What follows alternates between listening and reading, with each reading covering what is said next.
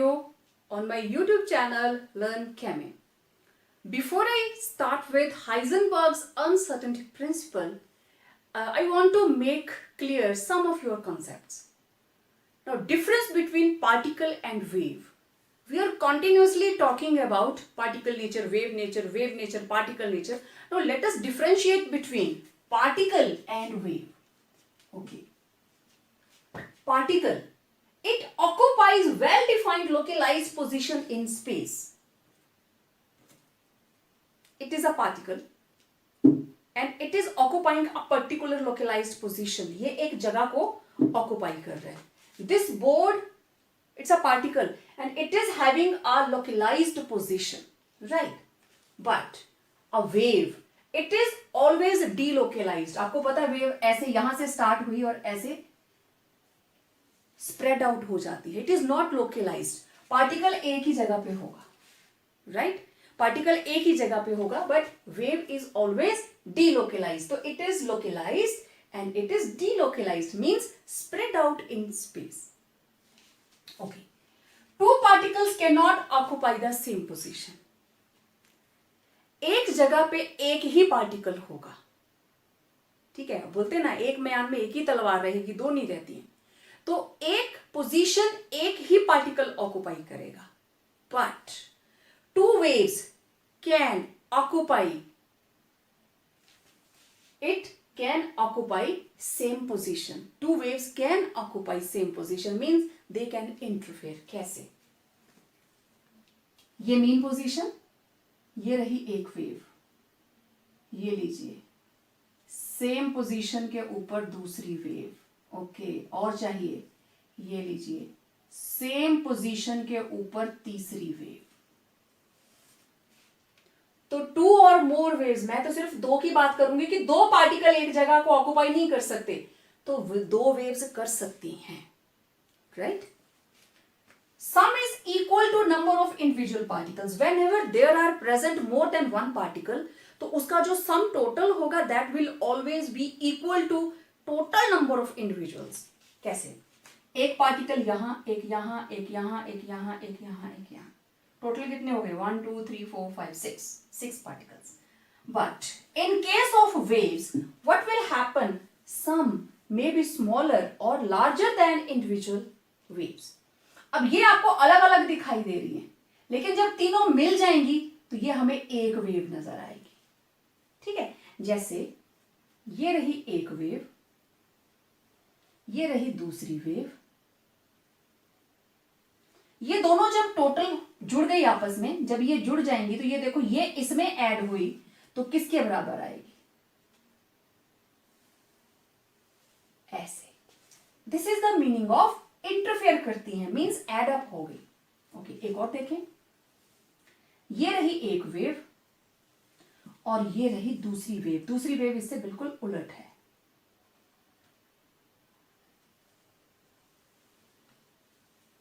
ठीक है, अब देखो ये मैंने थोड़े बड़े बनाए हैं, इनके जो क्रेस्ट हैं, ट्रफ हैं, और ये मैंने थोड़े से छोटे बनाए हैं.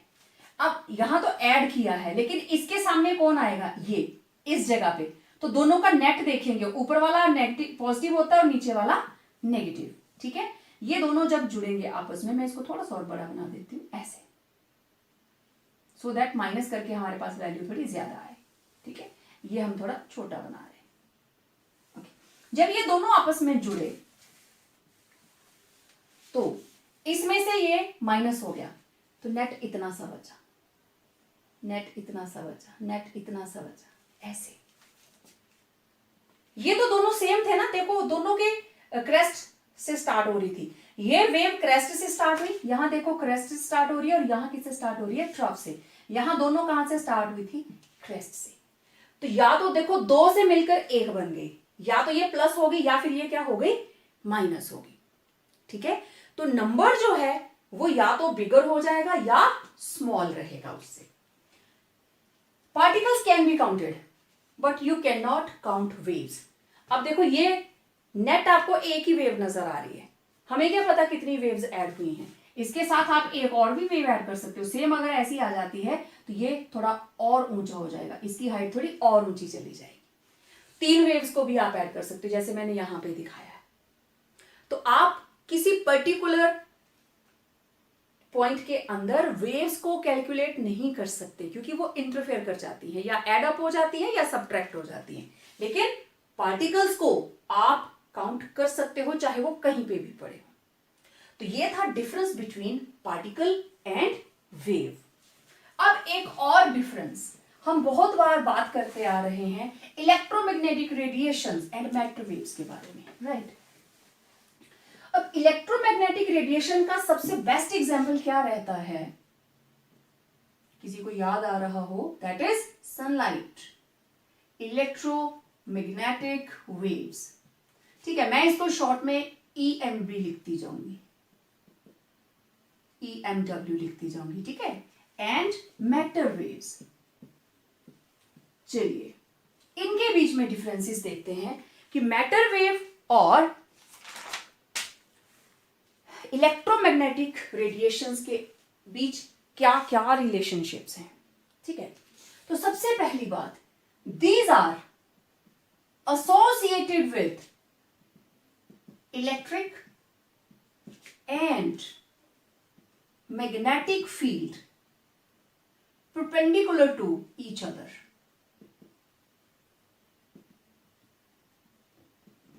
दोनों ही फील्ड एक दूसरे के परपेंडिकुलर ऐसे रहेंगे। अगर ये मैग्नेटिक है तो ये इलेक्ट्रिकल, ऐसे देखो, ऐसे देखो, ऐसे देखो, they will remain perpendicular to each other. And इधर not associated with electric और मैग्नेटिक फील्ड। मैटर वेव्स ना तो इलेक्ट्रिक फील्ड के साथ रिलेटेड होती हैं और ना ही मैग्नेटिक फील्ड के साथ। Electromagnetic radiations, they are always emitted from a source. For example, sun is a source of light, है ना? Sun is source of light. और matter waves, they are not emitted from a source, they are emitted by particles। ठीक है, sound wave, ठीक है, ये it's a particle matter, तो इसको स्ट्राइक कर रहे हैं तो अलग से साउंड आ रही है, यहां स्ट्राइक करूंगी तो अलग से साउंड आएगी, इधर मेरे पास मेटल है इसकी साउंड अलग से आएगी। तो matter waves, they are emitted due to particles, they are associated with particles, therefore not emitted from a source, they are associated with particles, not emitted from a source. Next, electromagnetic waves, they travel with same speed, और वो speed क्या है? Speed of light. ठीक है, 3 × 10⁸ metre पर second. They travel with the speed of light. Matter wave की speed always less than electromagnetic waves. Matter waves की speed जो है, it is always less than electromagnetic radiations or waves. That is why during rain हमें thundering, lightning हमें पहले दिखाई देती है, बिजली पहले चमकती है और साउंड बाद में आती है, because sound is a matter wave. These can travel through space. तभी जो सनलाइट है इतनी दूर से यहां तक ट्रेवल कर जाती है। These can't travel through space. ये वैक्यूम में ट्रेवल नहीं कर सकती, ठीक है? स्पेस और वैक्यूम, ठीक है, they can not travel through vacuum, vacuum के थ्रू ट्रेवल नहीं कर सकती। और इसका ना हमें फायदा है। आपको पता है हमारे यूनिवर्स के अंदर कितने सारे स्टार्स हैं? Our sun, it is also a star. और आपको पता है स्टार्स के अंदर, सन के अंदर कितने सारे हाइड्रोजन बम्स एक टाइम पे एक्सप्लोड कर रहे हैं। अगर बीच में वैक्यूम ना होता तो उसके धमाके हम तक पहुंचते। तो क्योंकि बीच में वैक्यूम है तो हमारे यूनिवर्स के अंदर हमारी गैलेक्सी के अंदर जितने भी तरह के एक्सप्लोजन्स हो रहे हैं उसका इंपैक्ट हम तक नहीं पहुंचता, उसकी साउंड हम तक नहीं पहुंचती। ठीक है, अब देखिए, जब हम इलेक्ट्रोमैग्नेटिक रेडिएशंस की बात करेंगे तो इन रेडिएशंस की वेवलेंथ किसके बराबर होगी? Lambda is equal to C upon nu. C is speed of light and nu is frequency, तो lambda will be equal to C upon new.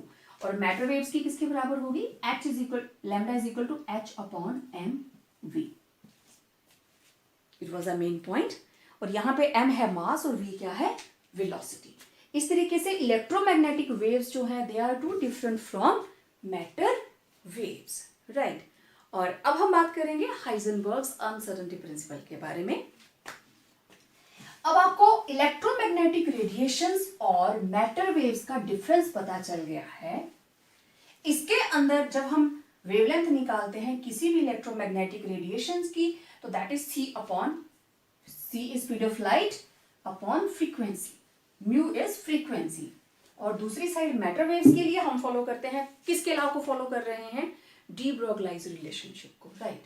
अब देखिए, हाइजेनबर्ग्स अनसर्टेनिटी प्रिंसिपल, ठीक है। तो it states that it was given in 1927 and states that it is not possible to measure, it is not possible to measure simultaneously, मतलब एक के बाद एक, simultaneously, it is not possible to measure simultaneously the position and the momentum of, किसकी बात करेगा ये? Of a microscopic particle, microscopic particle. अब माइक्रोस्कोपिक पार्टिकल है तो उसकी स्पीड कैसी होगी? बहुत ज्यादा।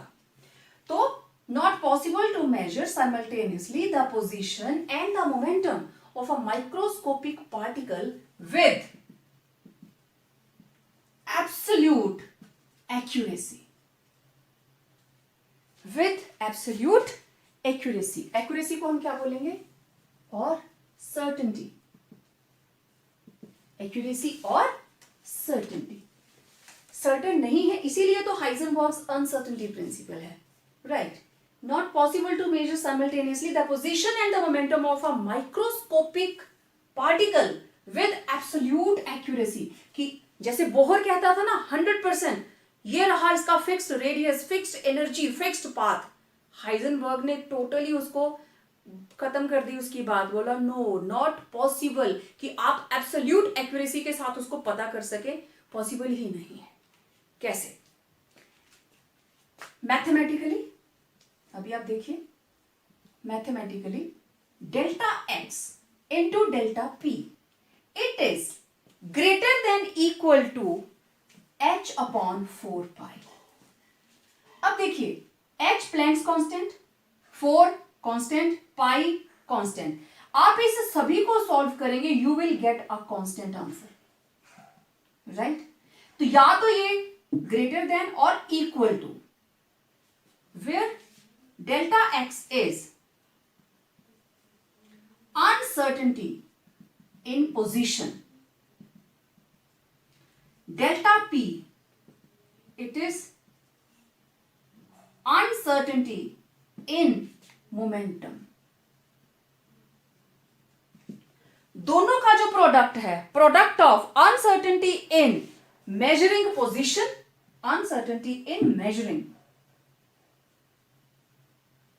And measuring position, and this is uncertainty in measuring momentum। ठीक है, अब देखो इसको मैं थोड़ा और अगर मॉडिफाई करूं बाद में बताती हूं इसको, पहले हम इसकी बात करते हैं। Means if delta x increases, ठीक है, मतलब डेल्टा एक्स इंक्रीज कर गया, means uncertainty in position is more, ज्यादा हो गई, पोजीशन में अनसर्टेनिटी ज्यादा हो गई, therefore delta P that is uncertainty in momentum will be less. मतलब अगर हमें लगता है कि हम पोजीशन को पता नहीं कर पा रहे हैं, अनसर्टेनिटी ज्यादा आ रही है, तो मोमेंटम की जो अनसर्टेनिटी है वो कम हो जाएगी, ठीक है। तो अगर डेल्टा एक्स इंक्रीज किया तो डेल्टा पी डिक्रीज किया, क्योंकि दोनों का प्रोडक्ट है ना इस कांस्टेंट के बराबर, तो ये दूसरी साइड जाएगा तो इनवर्स में आ जाएगा। और अगर डेल्टा एक्स लेस है, if delta x is less, uncertainty in position is less, uncertainty in position is less, therefore delta p will be more, means uncertainty in measuring momentum it will be more। अब मैं delta p it is equal to mass into delta v, मास तो fix रहेगा, velocity change होती है, तो ये equation ऐसे भी आ सकती है, delta x into m into delta v greater than equal to h upon 4 pi, ठीक है। तो दोनों ही चीजें, अगर ये ज्यादा होगी तो ये कम हो जाएगी, ये ज्यादा होगी तो ये कम हो जाएगी, ठीक है। मैं एक सिंपल सा एग्जांपल लेके आपसे बात करती हूं। ओके, एक बार फिर से देखते हैं। आपके पास है delta x into delta p greater than equal to h upon 4 pi, और ये वैल्यू क्या है, कांस्टेंट, क्योंकि इसमें h भी constant, this is Planck's constant, 4 constant, pi की वैल्यू आप लिखते हो 22/7 और 3.14, ये भी कांस्टेंट। तो सारे कांस्टेंट्स को आप h को इससे डिवाइड करोगे तो एक ही आंसर आएगा, तो दिस इज कांस्टेंट। ओके, अभी आपने देखा if delta x is small means uncertainty in position, तो delta p will be large, means delta p क्या है, uncertainty in measuring momentum। then if uncertainty in measuring position is large, तो delta p will be small, right? now delta x means position को हम major कर रहे हैं, हमें पता है कि हम एब्सोल्यूट एक्यूरेसी के साथ पोजीशन का पता नहीं कर सकते, we can not find position with absolute accuracy. तो अब उसमें अनसर्टेनिटी कितनी है, 100% श्योर हम नहीं बात कर रहे हैं, अनसर्टेनिटी कितनी है, दैट इज डेल्टा एक्स। अगर डेल्टा एक्स कम है इट मींस एक्यूरेसी ज्यादा है, इसके स्मॉल होने का मतलब accuracy is more in measuring position, तो accuracy in measuring momentum it will be large. तो अब इसमें अनसर्टेनिटी ज्यादा होगी, मींस सर्टेनिटी कम होगी, एब्सोल्यूट एक्यूरेसी इसकी क्या होगी, कम होगी। अब क्या हो अगर डेल्टा एक्स 0 हो जाए, डेल्टा एक्स इज 0, मतलब uncertainty in measuring position is 0, means हमने एब्सोल्यूट एक्यूरेसी के साथ पोजीशन पता कर ली, पोजीशन इज फाउंड, हमने 100% श्योर कर दिया this is the position of electron, तो डेल्टा पी क्या हो जाएगा, इट विल बिकम इंफिनिटी, क्योंकि ये दोनों आपस में मल्टीप्लाई करके कांस्टेंट के बराबर हैं, तो delta X delta P equal to constant, तो delta X it will be 1 upon constant, तो ये अगर 0 हो गया 1 upon delta P, constant upon delta P. तो डेल्टा पी निकालना होगा, डेल्टा एक्स नीचे चला जाएगा, तो कोई भी constant divided by zero it will B infinity. तो आप देखिए uncertainty in measuring momentum it will become infinite, इतनी ज्यादा हो जाएगी। कब? जब हमने ये कहा कि हमने इलेक्ट्रॉन की पोजीशन फाइंड आउट कर ली, मींस डेल्टा एक्स क्या हो गया? Zero. Uncertainty zero means position is certain, 100% sure. Let it be, ये दोनों का प्रोडक्ट हमारे पास आ गया 100, constant value, this is 100। Okay, अगर डेल्टा एक्स है 20, तो 100 आंसर लाने के लिए ये कितना हो जाएगा? 5। ओके, ये है 10, तो ये कितना हो गया? 10। ठीक है, ये है 5, तो ये कितना हो गया? 20। तो अब आप देखो, 20 से 10 डिक्रीज किया, 5 से 10 इंक्रीज किया, 10 से 5 डिक्रीज किया, 10 से 20 इंक्रीज किया। ये वापस चलें, इसको मैंने कर दिया, अब ये 20 था तो ये लेस, ये 10, ये दोनों बराबर आ गए, ये कम है तो ये ज्यादा हो गया। ठीक है, ये डिक्रीज हुआ, ये इंक्रीज, ये इंक्रीज हुआ तो ये डिक्रीज, क्योंकि दोनों का टोटल मुझे 100 लेके आना है किसी भी तरीके से। तो डेल्टा एक्स और डेल्टा पी हम पता कर ही नहीं सकते।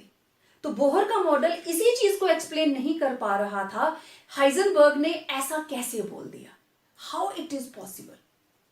ठीक है ना, क्योंकि इससे पहले हाइजेनबर्ग से पहले डी ब्रोगली बात कर चुका था that all moving particles are associated with wave as well as particle character. Okay.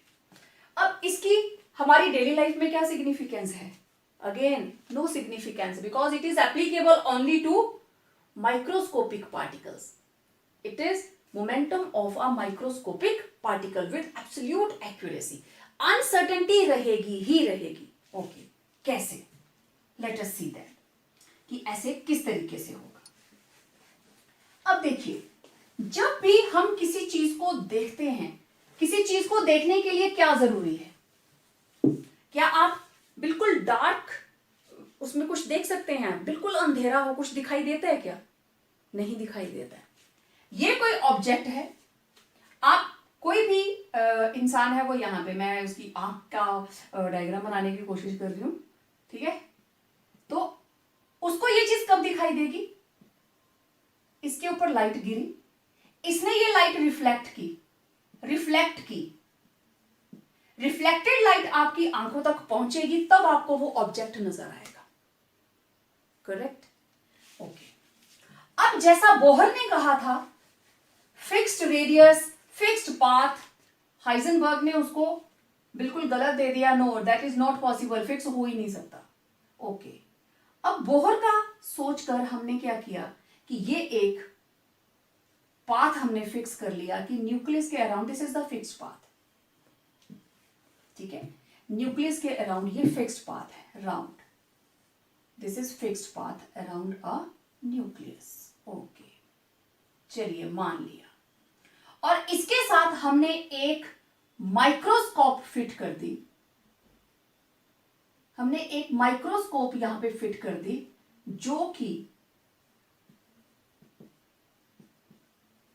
Speed of electron के साथ मूव करेगी. जितनी तेजी से इलेक्ट्रॉन घूमता है ये उसके साथ साथ घूमेगी, क्योंकि इलेक्ट्रॉन तो इसी ऑर्बिट में घूमने वाला है. राइट? ओके. अब इस माइक्रोस्कोप के नीचे मुझे अगर इस इलेक्ट्रॉन को देखना है तो मुझे इसके ऊपर लाइट गिरानी पड़ेगी, और इस लाइट की कोई ना कोई एनर्जी तो होगी. होगा क्या? जैसे ही इलेक्ट्रॉन को एनर्जी मिली, बोहर ने ही तो कहा था सेम शेल के अंदर इलेक्ट्रॉन कोई एनर्जी एमिट नहीं करता अनटिल और अनलेस बाहर से उसको एनर्जी की सप्लाई ना आए. Only then it can jump from its ground state to the excited state. वही हुआ. हाइजेनबर्ग तो उसी को देखो, जब किसी की थ्योरी को रिजेक्शन मिलती है तो क्यों मिलती है? क्योंकि उसी के किए काम को कोई चैलेंज करता है. तो बोहर के ही काम को हाइजेनबर्ग ने चैलेंज किया. तो जैसे ही इसके ऊपर लाइट गिरी, इलेक्ट्रॉन क्या करेगा? ये इसी रास्ते पे तेज नहीं दौड़ेगा, ये अपनी जगह से हायर स्टेट की तरफ को जाएगा। तो अब डिपेंड करता है कितनी एनर्जी की रेडिएशन इसके ऊपर स्ट्राइक की। तो इलेक्ट्रॉन इधर को चला गया, दिस इज न्यू पाथ और दिस इज एक्सपेक्टेड पाथ। अरे हम तो ये मान के चल रहे हैं कि इलेक्ट्रॉन ऐसे ही घूम रहा है एक ही सर्कल में, लेकिन बोहर ने ही बोला था वो जंप कर जाता है टू द एक्साइटेड स्टेट। तो ये रहा न्यू पाथ। अब हमने तो माइक्रोस्कोप यहां लगाया हुआ है that it is having a fixed path. Fixed है ही नहीं, इलेक्ट्रॉन फिक्स्ड पाथ को फॉलो नहीं करता है। यही हाइजेनबर्ग ने प्रूव किया। मींस कि अगर ये है न्यूक्लियस और ये रही फर्स्ट शेल, ये फर्स्ट शेल बाउंड्री है, इलेक्ट्रॉन यहां भी हो सकता है, यहां यहां यहां। ये मैं पूरे में डॉट्स लगा रही हूं, ये डॉट्स इलेक्ट्रॉन्स नहीं है, but these are the hypothetical positions which an electron can occupy. इस सर्कल के अंदर इलेक्ट्रॉन कहीं पे भी हो सकता है। यही हाइजेनबर्ग ने बोला था, हम इसको फिक्स नहीं कर सकते कि इलेक्ट्रॉन इसमें घूम रहा है। नो, अगर घूम रहा होता मींस हमने उसकी पोजीशन पता कर ली, but it is not possible क्योंकि इलेक्ट्रॉन कहीं पे भी हो सकता है, राइट? तो ये एक न्यू पाथ मिल गया। तो देखो, जब भी इलेक्ट्रॉन को देखना है लाइट गिरानी पड़ेगी। जैसे ही लाइट गिरेगी वो जंप कर जाएगा, हमारी आंखों से दूर हो जाएगा, हम देख ही नहीं सकते उसको। ठीक है, ओके। अब देखो, अगर हमें किसी ऑब्जेक्ट को देखना है, अगर हम इसमें इलेक्ट्रॉन की ही बात करें, देखिए, अगर delta x is very small, let delta x is very small, तो delta P will be very very large, क्योंकि दोनों का मल्टीप्लीकेशन कांस्टेंट होगा। And if delta x is very large, delta P will be very very small. Means अगर uncertainty in position बहुत कम है तो अनसर्टेनिटी इन मोमेंटम बहुत ज्यादा हो जाएगी, और अगर अनसर्टेनिटी इन पोजीशन बहुत ज्यादा है तो अनसर्टेनिटी इन मोमेंटम जो है वो बहुत ही कम होगी। ठीक है, अब देखो, अगर हमें किसी पार्टिकल को देखना है, ठीक है, तो ये डिपेंड करता है कि हमने किस वेवलेंथ की यूज की है, लाइट की कितनी वेवलेंथ हमने यूज की है। ठीक है, तो अगर हम जितनी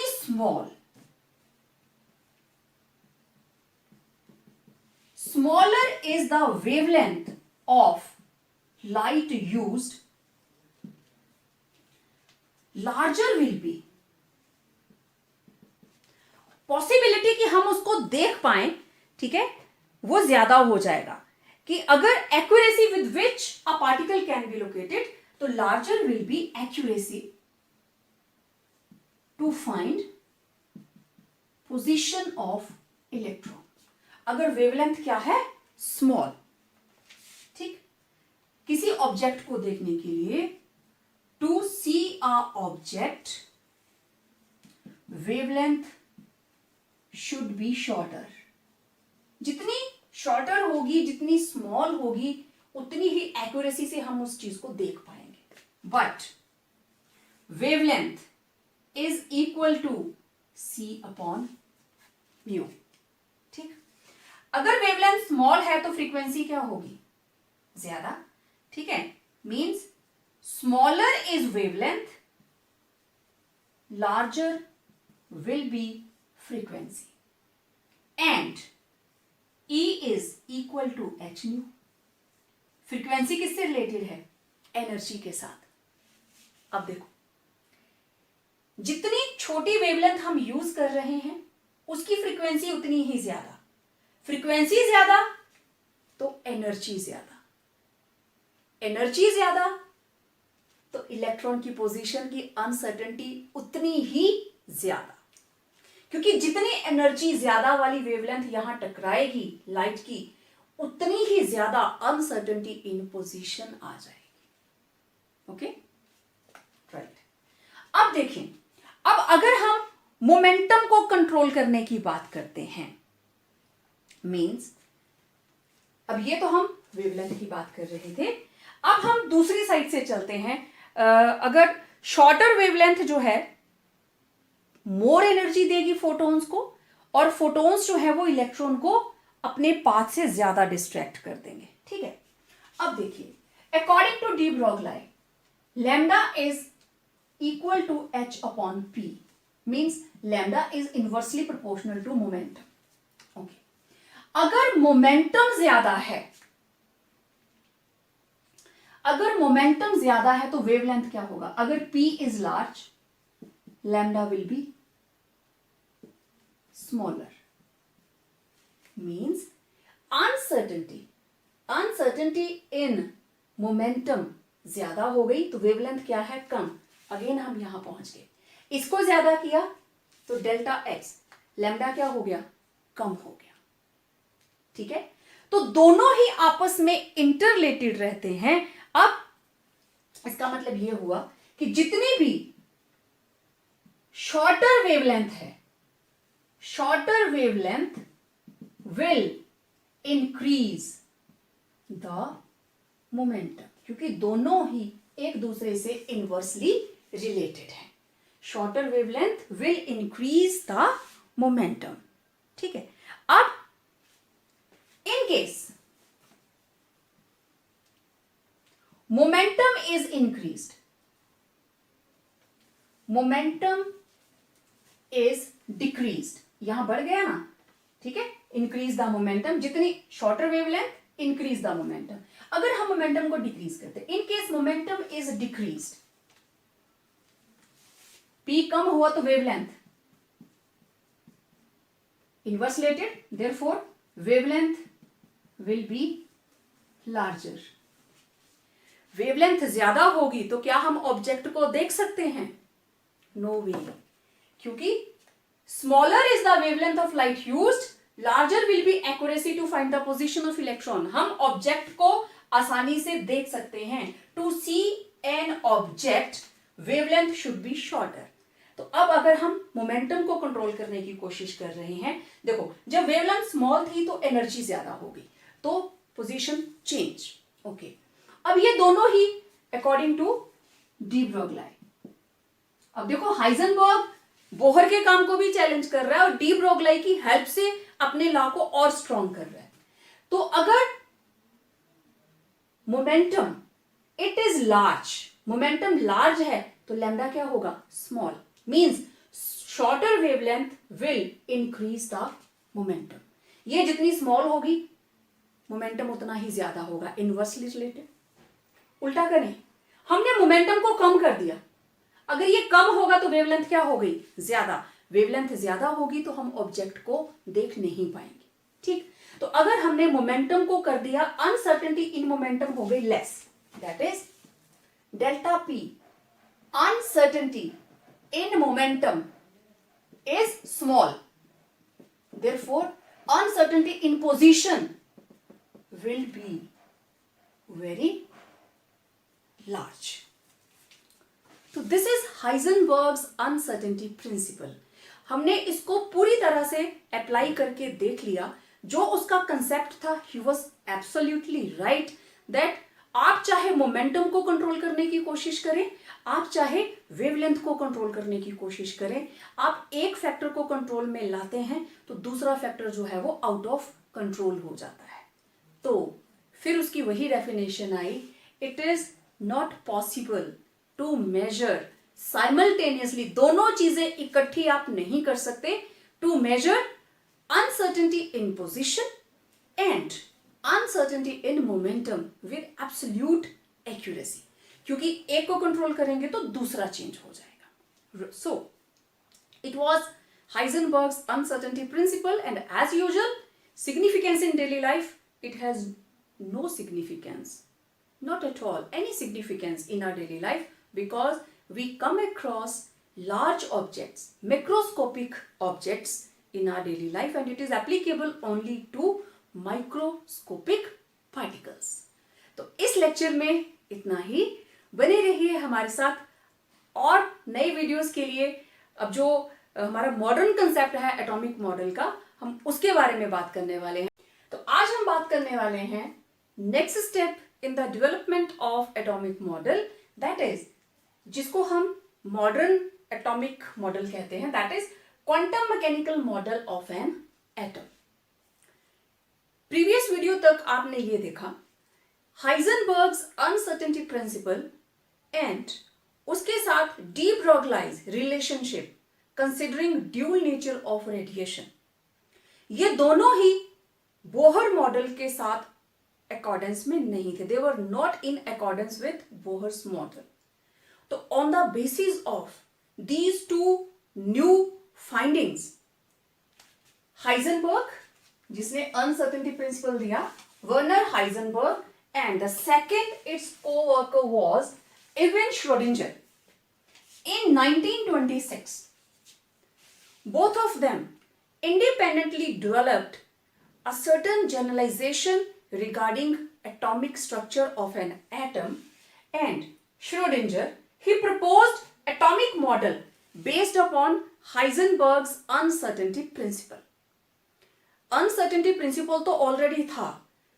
जो श्रोडिंजर था उसने इलेक्ट्रॉन की वेव फंक्शन को स्टडी किया तीनों डायमेंशन के अंदर, along x axis, along Y axis and along Z axis. अब आप देखिए wave nature of electron. Electron is a particle और उसके साथ वेव एसोसिएटेड है. डी ब्रॉगलाई का कंसेप्ट यूज किया उसने. तो in 1927 after putting on the generalization regarding atomic model, Erwin Schrödinger described the wave motion of electron in three-dimensional space around the nucleus. उसने electron की वेव मोशन को nucleus के around, अगर ये एटम है, ये एटम का न्यूक्लियस, तो ये लीजिए along x axis, along y axis and along z axis. उसने तीनों एक्सिस के अलोंग इस वेव को डिस्क्राइब किया कि वेव इधर भी है, वेव इधर भी है और वेव इधर भी है. तो उस इक्वेशन को हम कहते हैं Schrodinger wave equation. And let's write down this equation is curly square psi upon curly x square plus curly square psi upon curly y square plus curly square psi upon curly z square. अब आप देखिए यहां पे along x axis, along Y axis, along Z axis, तीनों के along this is wave function, psi is amplitude, plus 8 pi square m upon h square, 8 pi square m upon h square into e minus v multiplied by amplitude psi, it is equal to 0. Now this is Schrödinger wave equation, right, where curly square psi upon curly x square. अब ये देखिए double differential है. This is, आप इसको लिखेंगे, this is second differential derivative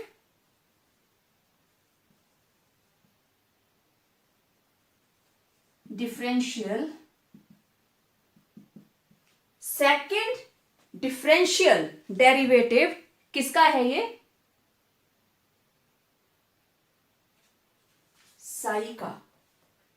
ठीक है, differential derivative of psi with respect to x axis, along x axis. Okay, curly square psi upon curly y square, it is second differential derivative of psi with respect to y axis.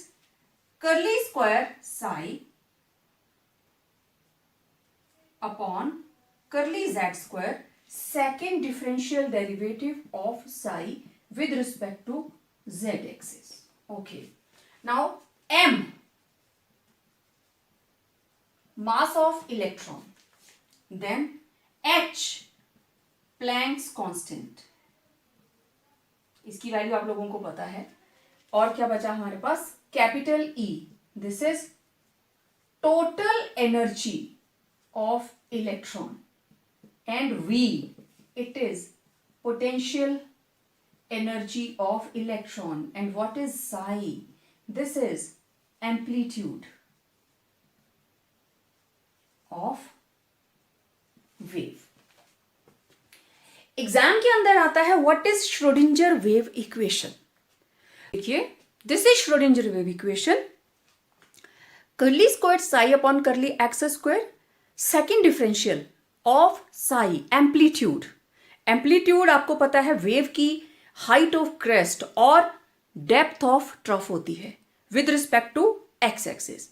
Double differential of psi along Y axis, double differential of psi along Z axis. और equation के अंदर आपको नजर आ रहा है small m, that is mass of electron, h is Planck's constant, capital E is total energy of electron, and V, it is potential energy of electron, and psi, it is amplitude of wave. Because we are taking that electron, ये electron का wave motion, तो this is height of crest psi, चाहे आप depth ले लीजिए, it is also psi. तो इसकी psi का डबल डिफरेंशियल लिया हमने along x axis, y axis and z axis. Means हमारे पास तीनों डायमेंशन में इलेक्ट्रॉन की वेव मोशन को हमने तीनों डायमेंशन में स्टडी कर लिया. तो यहां से एक बात क्लियर हो गई, श्रोडिंजर ने एक बात क्लियर कर दी कि जो बोहर कहता था दैट अराउंड न्यूक्लियस इलेक्ट्रॉन्स जो हैं they are moving in fixed path. Means Bohr के हिसाब से क्या था, ये जो पार्ट है ये फिक्स्ड है, ये रेडियस फिक्स है, ये फर्स्ट रेडियस और ये सेकंड रेडियस. इसका मतलब हम एग्जैक्ट पोजीशन पता कर सकते हैं, विच इज नॉट पॉसिबल.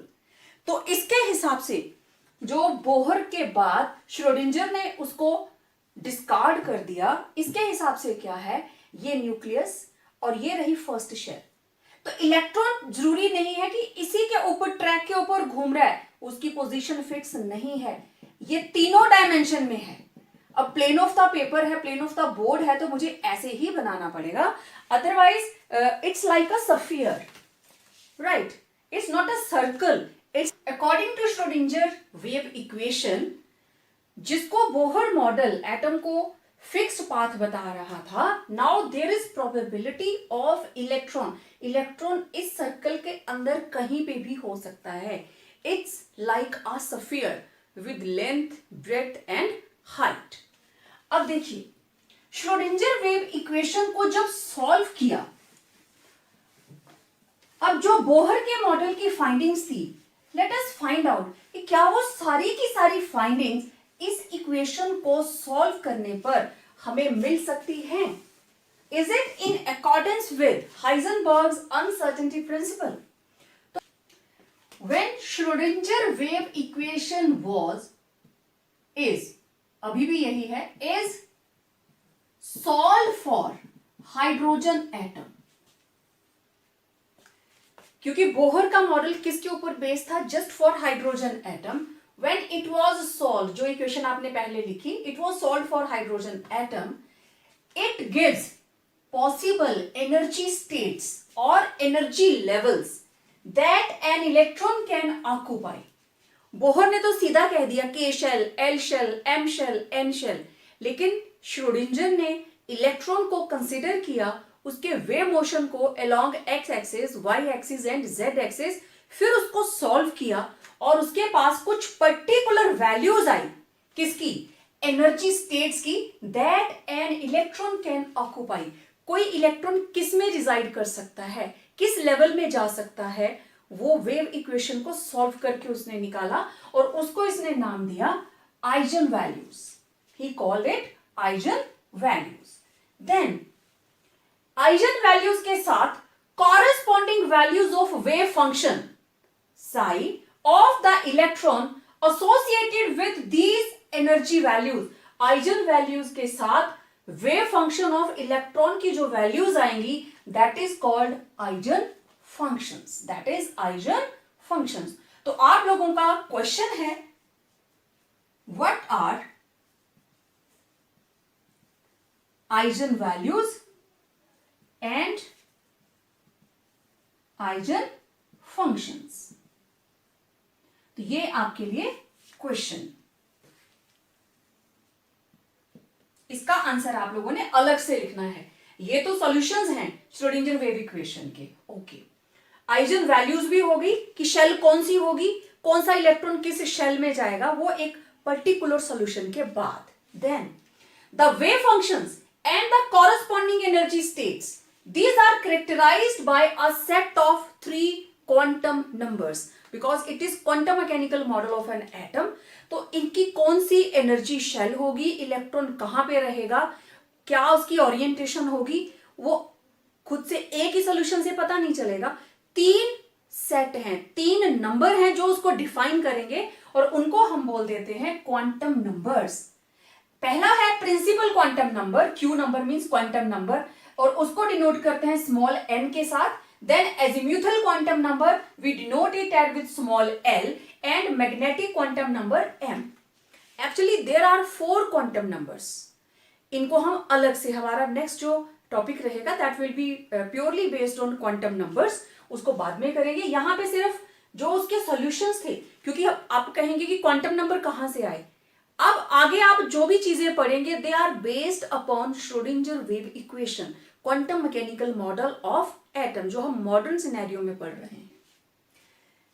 अब देखो, this quantum mechanical model explains successfully all aspects of hydrogen spectrum. जो चीजें वहां एक्सप्लेन नहीं हुई थी, Stark effect, Zeeman effect, fine structure of lines, सारी की सारी चीजें ये जो क्वांटम मैकेनिकल मॉडल है एसोसिएटेड विद हाइड्रोजन स्पेक्ट्रा, उसको सक्सेसफुली एक्सप्लेन करता है, जिसको बोहर का मॉडल एक्सप्लेन नहीं कर पाया था। Then it can not be solve for multi electron atoms. Schrodinger wave equation it is also for hydrogen atom, right. इसको हम मल्टी इलेक्ट्रॉन एटम्स के लिए सॉल्व नहीं कर सकते, लेकिन कुछ अप्रोक्सीमेशंस लगाकर हम जो भी हमें रीजनेबल वैल्यूज चाहिए हम उनको निकाल सकते हैं विद रीजनेबल एक्यूरेसी। जितनी एक्यूरेसी हमें चाहिए, एग्जैक्ट नहीं होगी, it will not be 100%, but reasonable होगी, जिससे काम चल सकता है। तो अब आपका जो क्वेश्चन है, what are eigen values and what are eigen functions, इसका आंसर आप लोगों ने मेरे को लिख के भेजना है। तो जो बच्चे स्क्रीनशॉट लेना चाहते हैं वो स्क्रीनशॉट ले लें इसका।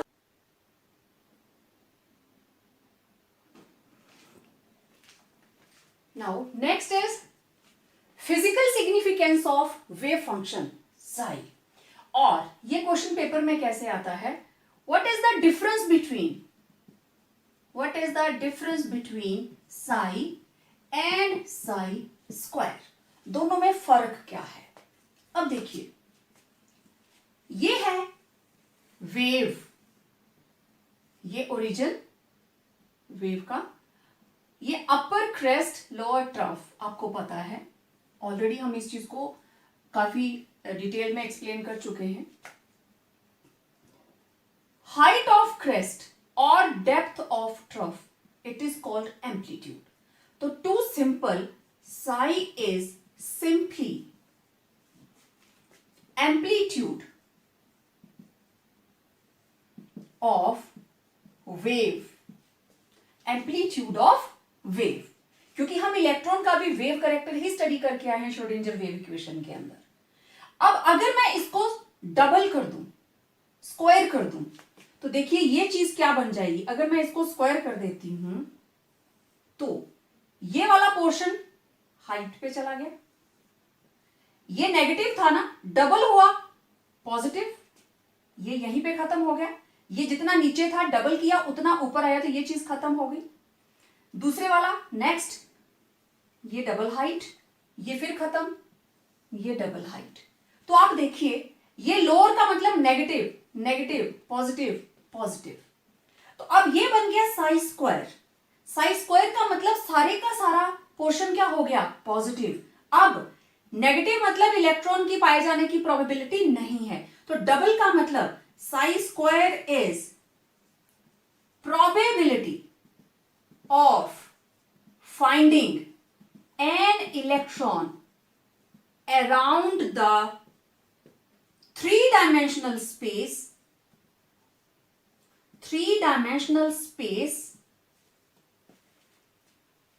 around three-dimensional space of nucleus, right? तो प्रोबेबिलिटी क्या है? It is probability of finding N electron around three dimensional space of nucleus. Nucleus के अराउंड थ्री डायमेंशनली इलेक्ट्रॉन कहां कहां हो सकता है, दैट इज साई स्क्वायर. तो psi is simple wave, amplitude of wave, ठीक है, this is amplitude, and psi square क्या है? It is probability. तो प्रोबेबिलिटी इज ऑलवेज पॉजिटिव कि इलेक्ट्रॉन कहां पे प्रेजेंट हो सकता है. तो इस कॉन्सेप्ट ने बोहर के मॉडल को बिल्कुल ही रिजेक्ट कर दिया, क्योंकि बोहर ने कहा था कि ये पर्टिकुलर शेल है जिसमें इलेक्ट्रॉन्स घूम रहे हैं like planets around the nucleus. लेकिन इसने क्या कह दिया, वेव मैकेनिक्स का जो हमारे पास क्वांटम मैकेनिकल मॉडल है वो कहता है there is probability of finding an electron around the nucleus in three-dimensional space. Probability है, 100% accuracy नहीं है, it may be 99.9%. लेकिन आप इसको 100% accurate नहीं कहेंगे. क्यों? क्योंकि क्वांटम मैकेनिकल मॉडल जो है it is based upon Heisenberg's uncertainty principle, जो ये कहता है we cannot, it is not possible to measure exact position and exact momentum of a microscopic particle like electron. तो एक नया कंसेप्ट हमारे पास आ गया एंड दैट इज ऑर्बिटल. और ये जो प्रोबेबिलिटी है ना, इसको हम बोलते हैं ऑर्बिटल. अब ऑर्बिटल क्या है? ऑर्बिटल वो स्पेस है अराउंड द न्यूक्लियस जो हमारे पास particular set of quantum numbers को सॉल्व करने के बाद आई है. ऑर्बिटल श्रोडिंगर वेव इक्वेशन को सॉल्व किया, वहां से a set of quantum numbers हमारे पास आए, principal quantum number, azimuthal quantum number, magnetic quantum number, और उनको सॉल्व करके हमारे पास डेफिनेट वैल्यूज हैं, आइजन वैल्यूज, आइजन फंक्शंस, और वो एग्जैक्ट होंगे. तो वो एक पर्टिकुलर ट्रैक नहीं बता रहे हैं, they are telling about probability. It is in three dimension, क्योंकि ऑर्बिट, बोहर की ऑर्बिट क्या है? Two dimension. वो टू डायमेंशन की बात करती है, circular motion around the nucleus, but it talks about three dimensional motion of electron, wave motion of electron in three dimensional space around the nucleus. अब जब हम श्रोडिंगर वेव इक्वेशन को solve करते हैं हाइड्रोजन एटम के लिए, तो it gives En equal to -2 pi square m E4 n square h square. Bohr के मॉडल में भी सेम यही चीज आती है. एनर्जी दोनों ने सेम तरीके से कैलकुलेट की है और इसको भी सॉल्व करेंगे. m is mass of electron, E is charge on electron, n कौन सी शेल में इलेक्ट्रॉन प्रेजेंट है, and h is Planck's constant. तो आप हाइड्रोजन की किसी भी शेल की एनर्जी निकालनी चाहें, ये मैं आपको पहले बता चुकी हूं, सेम है. श्रोडिंगर वेव इक्वेशन में भी वो सेम चीज आई. ये कॉमन था दोनों में कि एनर्जी ऑफ हाइड्रोजन एटम, उसकी किसी भी शेल की एनर्जी को हम कैलकुलेट कर सकते थे. तो physical significance of wave function psi, that is, it is just amplitude of wave. It is called wave function. It is just amplitude of wave. जब हम इसको डबल कर देते हैं, नेगेटिव पोर्शन वेव का खत्म हो जाता है. अब ये सारे का सारा पॉजिटिव ही आता है. Means we are having positive probability. हमें प्रोबेबिलिटी है to find an electron around the nucleus in three dimensional space. तो आइए, अब ये दोनों चीजें हमारे पास आ गई. बोहर कहता है ऑर्बिट और क्वांटम मैकेनिकल मॉडल कहता है orbital. Let's find out differences between the both. Differences क्या कहते हैं? तो ये रहे हमारे पास differences between orbit and orbital.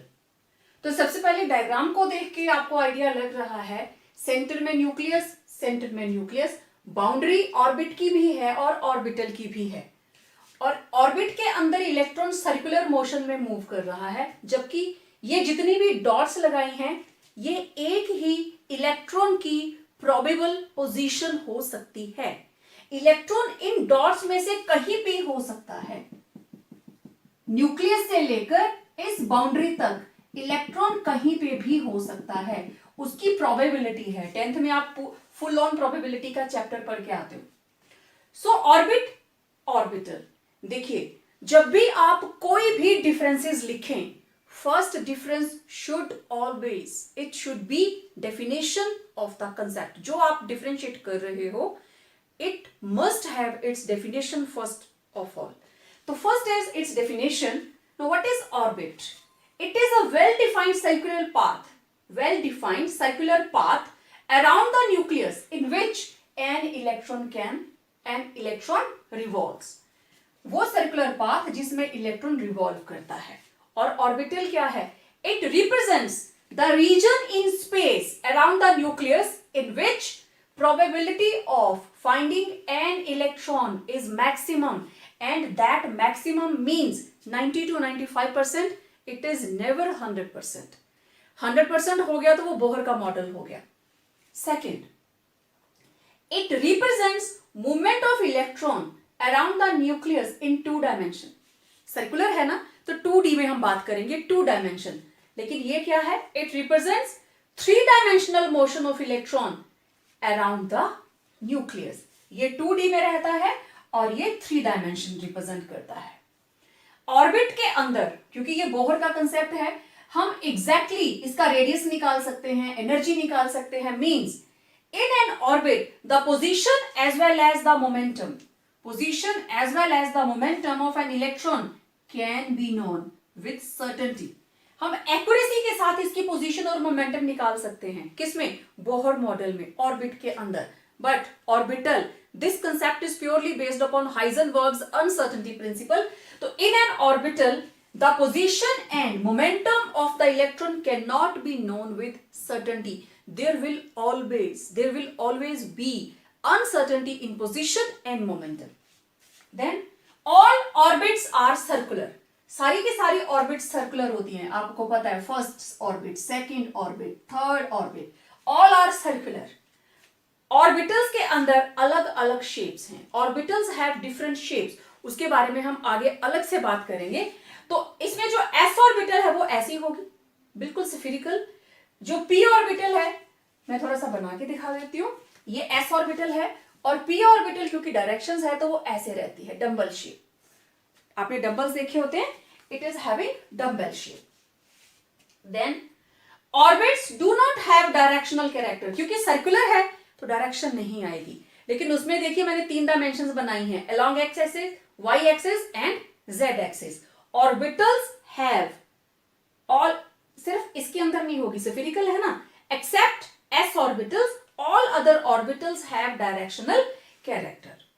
अब देखिए एक ऑर्बिट के अंदर टोटल कितने इलेक्ट्रॉन्स रह सकते हैं, हम पहले इसके बारे में प्रीवियस लेक्चर के अंदर बात कर चुके हैं, and that is 2n square, right. अगर n की वैल्यू है 1 मींस फर्स्ट शेल, तो 2n square is equal to 2 into 1 square 2, 2 into 2 square 8, 2 into 3 square 18, 2 into 4 square 32. So these are the maximum electrons that an orbit can accommodate. So these are 2, 8, 18, 32, right?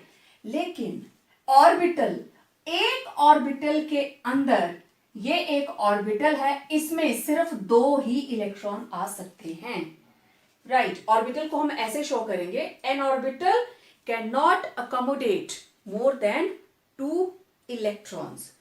तो ये थे differences between orbit and orbital.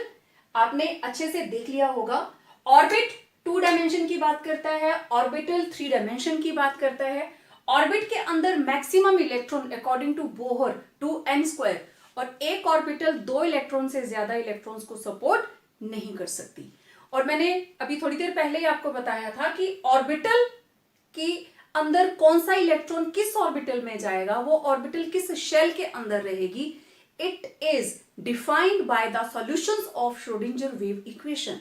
और उसके जो natural solutions के साथ जो number, quantum numbers हमारे पास हैं, तो उन क्वांटम नंबर्स के बारे में हम बात करेंगे नेक्स्ट वीडियो में। तो तब तक घर पे रहें, सुरक्षित रहें।